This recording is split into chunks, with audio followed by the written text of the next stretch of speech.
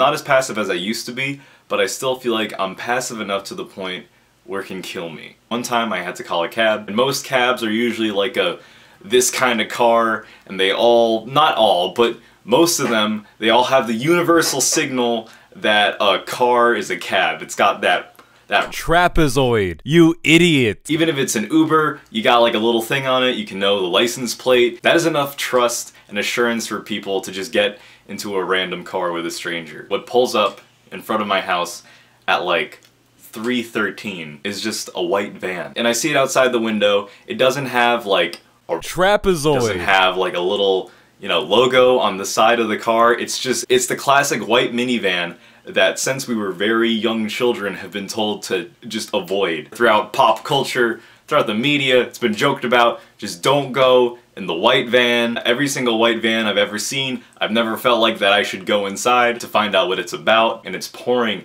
and it's a rainy day, and it's just this white van outside of my house. My heart, it's like this, and it's pounding. And I'm starting to run all these scenarios in my head, like, okay, maybe this is just like a different kind of cab, maybe this is just like a different kind of, you know, like a backup cab, and they just had a white van, that's the only second-hand car that they had. I just start imagining just the worst things that could happen to me. I could just go in this van, a bunch of guys grab me, no one's gonna hear me, it's raining. People are already so unmotivated to go out just because it's raining. I don't think people are gonna be that motivated to come check out what's going on inside of a suspicious white van in the rain. I start thinking like this would be the stupidest way to die. I just imagine like gone missing signs. Just after all that processing and, you know, trying to figure if this is a good idea for me to just get in this car, this stereotypical, scary white van. I just remember specifically thinking, well, I could die, and if it does come to that, maybe I'll figure something out. It was my cab.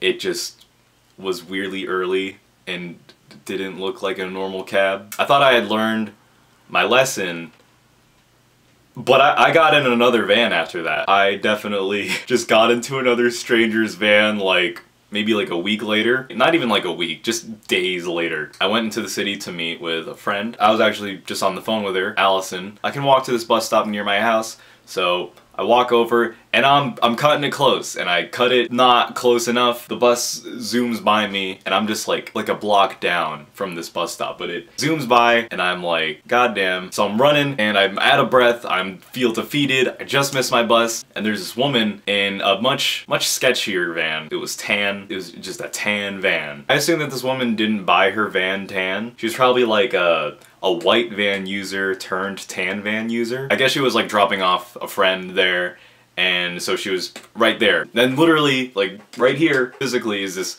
this woman, she rolls down her window, and she had to do this to roll down her window, and you know, we're past those times. I can't trust that. She was like, hey, did you just miss that bus? Despite my past experience, I was just like, yeah. This lady's like, okay, you know, get in and we can get to the next stop. Because it was like minutes away. My thought process was just like, well, I could be late for my plans by like 30 minutes, or I could just get in this stranger van again. You know, it hasn't failed me before. You know, this is different. This isn't a white van in the rain. It's a sunny day. This is a tan van on a sunny day driven by a woman. So I just got in. There's still definitely a part of me in the back of my head that was like,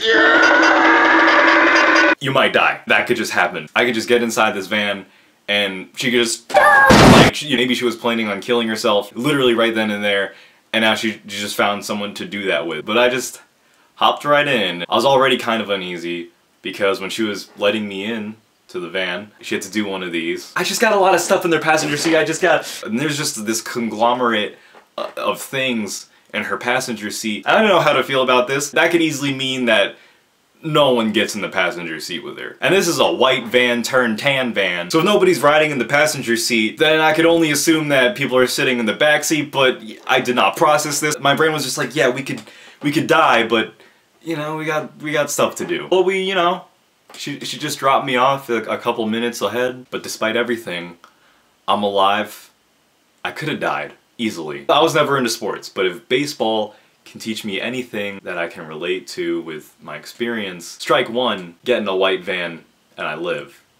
Strike two, get in a white van turned tan van and I live.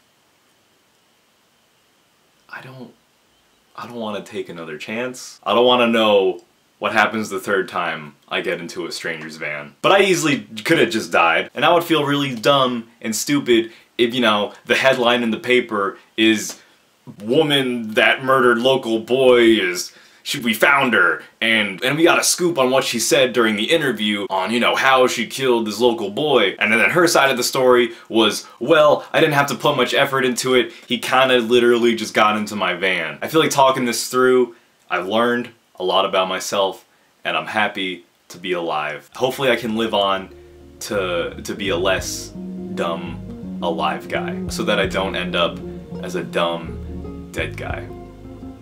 Thank you.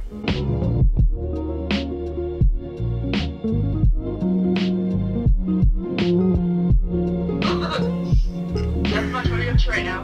Right now, filming a video. Am I in it? I know, you actually are in it. You wanna do one of those things where it's like, Allison just called, say hi. Hello?